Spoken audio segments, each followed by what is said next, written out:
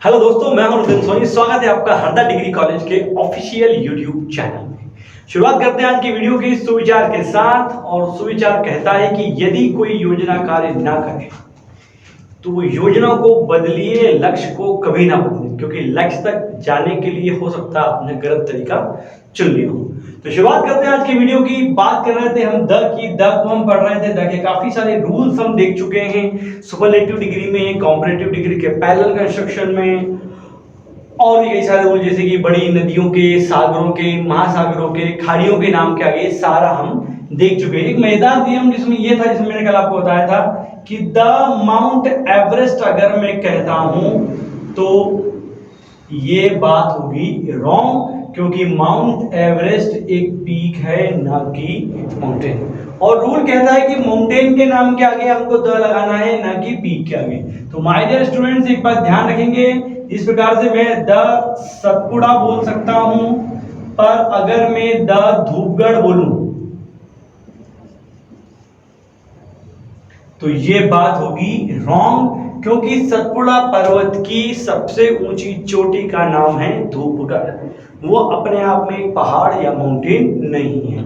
ठीक है, तो अगले नियम की तरफ चलते हैं। अगला नियम कहता है कि before the names of planets and directions, मतलब हिंदी में अगर कहूं तो क्या कहूंगा, ग्रहों और दिशाओं के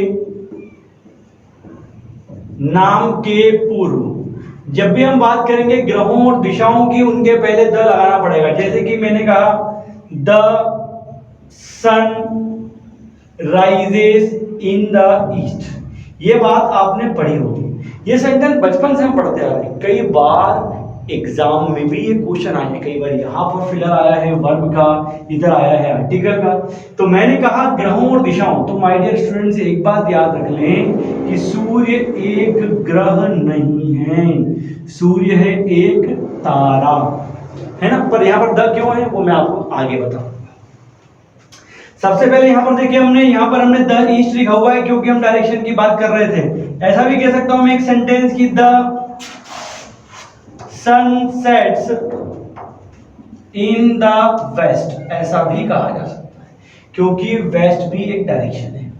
अब ग्रह की बात कर रहे हैं अपन, जैसे कि मैंने कहा the earth moves round the sun, कि पृथ्वी सूर्य के चारों ओर चक्कर लगाती है। ठीक है, तो यहां पर हमने देखा कि पृथ्वी सूर्य के चारों ओर चक्कर लगाती है। फिर से सेंटेंस को लिख देता हूं मैं, the earth moves round the sun. अब यहां आप ध्यान से देखेंगे, अर्थ के पहले यहां पर मैंने जो है द लगाया, क्योंकि ये ग्रह है।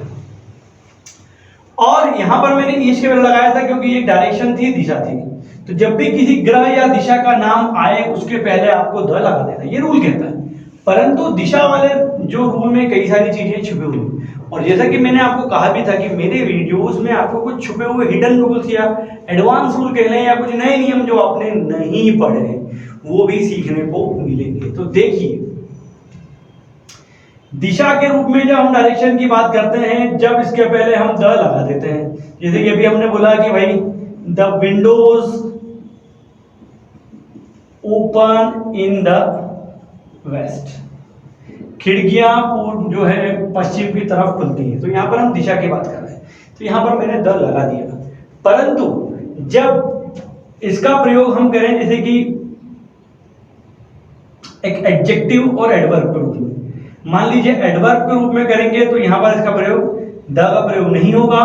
पर जब ये एरिया बताएगा तो इसके पहले द लगाना पड़ेगा। ध्यान से देखिएगा, जैसे कि मैंने कहा गो टू नॉर्थ या गो नॉर्थ, नॉर्थ में जाइए, but he lives in the west. आप नॉर्थ में जाइए लेकिन वो वेस्ट में रहता है। तो यहां पर ये एक एरिया बताने का काम कर रहा था, मतलब वेस्ट वाला एरिया, वेस्ट वाले एरिया में रहता है। पर नॉर्थ यहां एडवर्ब का काम कर रहा था, इसलिए यहां पर मैंने जो है द का यानी कि आर्टिकल का प्रयोग नहीं किया है। ये बात आपको ध्यान में रखनी पड़ेगी। रूल क्लियर हो गया होगा कि जब भी इसका प्रयोग एडवर्ब के रूप में होता है डायरेक्शन का, इसके पहले द नहीं आएगा, एरिया के रूप में द आएगा, नया रूल है। ठीक है, अगले रूल की तरफ चलते हैं। यदि किसी स्थान का, जैसे कि किसी स्थान या प्लेस यदि किसी स्थान या प्लेस का नाम शुरू होता है किसी डायरेक्शन का के साथ, जैसे कि मैंने कहा द वेस्ट बंगाल, क्या बोला मैंने, द वेस्ट बंगाल, तो माय डियर स्टूडेंट्स यहाँ पर द का प्रयोग हमको नहीं करना है, ठीक है ना। तो ये चीज भी आपको ध्यान में रखनी पड़ेगी कि ऐसे किसी स्थान का नाम जो किसी डायरेक्शन से शुरू हो रहा है वहां पर हम द का प्रयोग नहीं करेंगे, एक्सेप्शंस को छोड़कर। लेकिन अगर किसी एरिया को पर्टिकुलराइज किया जा रहा है,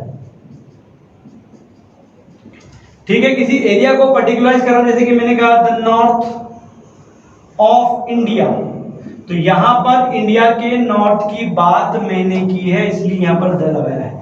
जैसे कि मैंने कहा द साउथ ऑफ या the south of America, America का जो साउथ वाला पार्ट है वो, तो यहां पर द साउथ बोला है, क्यों, क्योंकि उस एरिया को मैं पर्टिकुलराइज कर रहा हूं। तो ये बात आपको ध्यान में रखनी पड़ेगी। यहां पर अपने डायरेक्शन से जुड़े हुए 4 रूल देखेंगे। क्या रूल देखा अपन ने, पहला कि नॉर्मली किसी डायरेक्शन के पहले हम द लगा देंगे, उसका प्रयोग एडवर्ब के रूप में होगा तो आर्टिकल नहीं लगेगा, बट अगर उसका प्रयोग हम एरिया बताने के लिए करेंगे तो हम आर्टिकल लगाएंगे, द का प्रयोग करेंगे।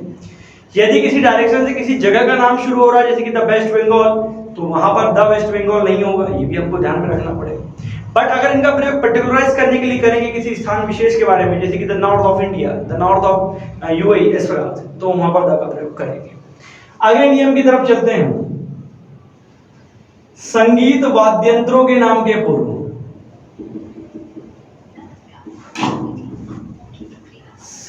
संगीत वाद्यंत्रों के नाम के पूर्व, यहां पर इसको इंग्लिश में बोलते हैं musical instruments.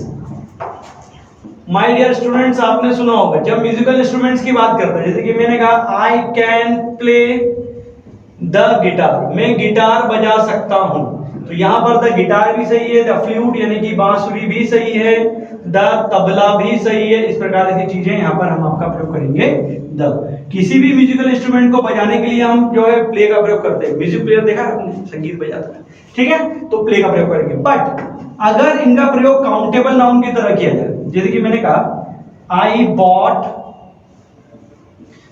A guitar for my cousin, कि मैंने अपने कजिन के लिए एक गिटार खरीदा, तो यहां पर मैंने अ क्यों लगाया, क्योंकि मैं पर्टिकुलर एक इंस्ट्रूमेंट की बात कर रहा हूं, उसको काउंटेबल नाउन की तरह यूज किया है, इसलिए मैंने यहां पर ए लगाया हुआ है। तो माय डियर स्टूडेंट्स, आप ध्यान में रखेंगे कि whenever we talk about musical instruments, है ना, एक कंप्लीट रूप में उसका बात करते हैं तो वहां पर द का प्रयोग करना पड़ेगा। जैसे कि मैंने कहा द हारमोनियम, पर जब इसका प्रयोग हम काउंटेबल नाउन की तरह करते हैं, काय के रूप में करते हैं, सिंगुलर काउंटेबल नाउन की तरह करते हैं, तो उसके पहले ए या एन का प्रयोग अपन कर सकते हैं। जैसे कि मैंने कहा she gave me a flute, उसने मुझे अ फ्लूट दी, क्योंकि द फ्लूट नहीं बोले, कोई विशेष फ्लूट की बात नहीं कर रहे, उसने मुझे एक बांसुरी दी, ठीक है ना।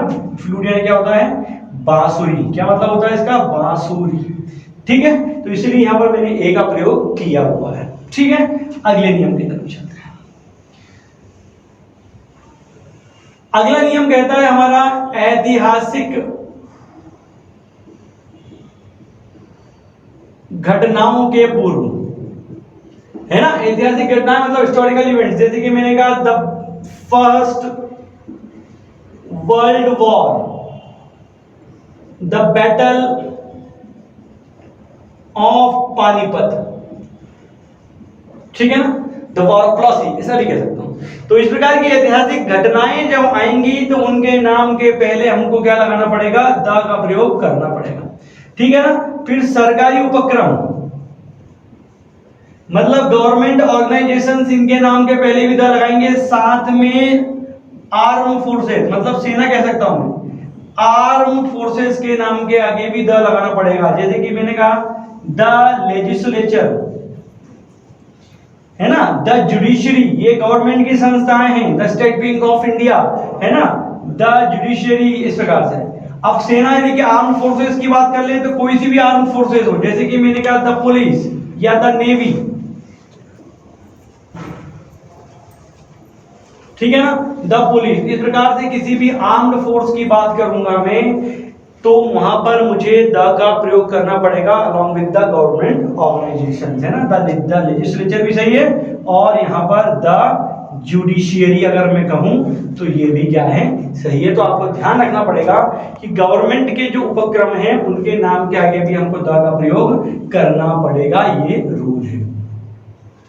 अब कुछ ऐतिहासिक स्थान, ऐतिहासिक स्थान। अब ये ऐतिहासिक स्थान आप बोलेंगे तो मैंने कहा द राजघाट। राजघाट जानते हैं ना क्या, यहाँ पर महात्मा गांधी जी की समाधि। द राजघाट, द काबा, है ना, बहुत बड़ा तीर्थ स्थल है मोहम्मडियंस का, तो द काबा बोला मैंने, ठीक है। तो यहाँ पर ये एक ऐतिहासिक स्थान थे, इसलिए इनके नाम के आगे हमने द लगाया। कुछ यूनिक चीजें हैं, इसको लेके अक्सर लोग कंफ्यूज होते हैं। देखो यूनिक थिंग्स की अगर हम बात करते हैं उनके नाम के आगे द लगाना, जैसे कि अभी मैंने लिखा था द सन, द मून हो सकता है यहाँ से, सन रहने वाला आपको द सन, द मून, इस प्रकार से नियम हो सकते हैं। अब यहाँ पर आप समझ गए हो कि मैंने the sun rises in the east लिखा था और आपसे कहा था कि मैं बाद में बताऊंगा, क्योंकि सन एक ग्रह नहीं है, वो एक तारा है, पर एक यूनिक चीज है। तो यूनिक चीजों के आगे हमको द लगा देना है, यह बात आपको ध्यान में रखनी पड़ेगी, ठीक है। अगले नियम की तरफ चलते हैं। अगला नियम कहता है भाई कि साम्राज्यों, यानी कि एम्पायर जिसको अपन इंग्लिश में बोलते हैं, ठीक है, और राजवंशों के नाम के पूर्व। राजवंश यानी क्या होता है, डायनेस्टी। अब एम्पायर की बात करें तो मैंने कहा द रोमन एम्पायर, बहुत ज्यादा फेमस है रोमन एम्पायर। द गुप्त एम्पायर, गुप्त साम्राज्य भी आपने पढ़ा हो। राजवंश की बात करें तो जैसे कि मैंने कहा द मुगल डायनेस्टी, भारत में बहुत बड़ा जो है इन्फ्लुएंस रहा है मुगलों का, है ना। द मौर्य डायनेस्टी भी हो सकता है, द मौर्य डायनेस्टी। इस प्रकार से अगर हम देखें तो जब भी हम एम्पायर या राजवंशों की बात करते हैं तो उनके नाम के पहले हमको द का प्रयोग करना होता है।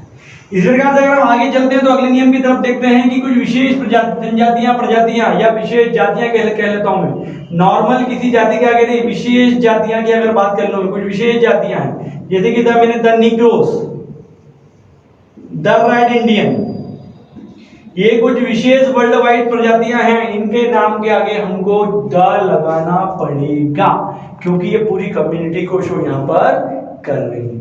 राजनीतिक दलों के पहले भी हमको द लगाना पड़ेगा। राजनीतिक दलों की बात अगर हम कर लें, किसी भी राजनीतिक दल का नाम, अब यहां मैं मेरे मन से किसी का नाम लिखूंगा तो आप बोलोगे सर सपोर्ट कर रहा हूं, भाई सपोर्ट नहीं कर रहा हूं, आप आपके पसंद के दल के नाम के आगे लगा लेना। मैंने जैसे यहां पर लिख दिया the Bharatiya Janata party, the Bharatiya Janata party, यहां पर द इंडियन नेशनल कांग्रेस भी हो सकता है, the Indian national Congress, the आम आदमी पार्टी भी सही है, द बीजू जनता दल भी सही है। तो अगर पॉलिटिकल पार्टीज की बात करूं तो उनके नाम के आगे भी यहां पर मेरे को द लगाना पड़ेगा, क्योंकि ये क्या है, रूल है, बात आपको ध्यान में रखनी पड़ेगी। तो ये थे कुछ द के नियम। मैं आपको बता दूं द के रूल थोड़े से ज्यादा हैं, अभी और भी चर्चा इन पे हमको करनी बाकी है। तो आज की वीडियो में हमने कुछ द के नियम देखे, जैसे कि ऐतिहासिक जगहों के नाम के आगे कुछ विशेष प्रजातियां हैं, या हमने जो डायरेक्शन वाले 4 रूल देखे, बहुत इंपॉर्टेंट है। उम्मीद करता हूं आपको समझ में आए होंगे, और अगर समझ में आए हैं तो करना वही है कि फटाफट चैनल को सब्सक्राइब करो, वीडियो को लाइक करो और शेयर कर दो जरा फटाफट, ताकि हमारा उत्साह बना रहे। जुड़े रहिए मेरे साथ, आपका दोस्त नितिन सोनी कहता हूं अलविदा, थैंक यू वेरी मच।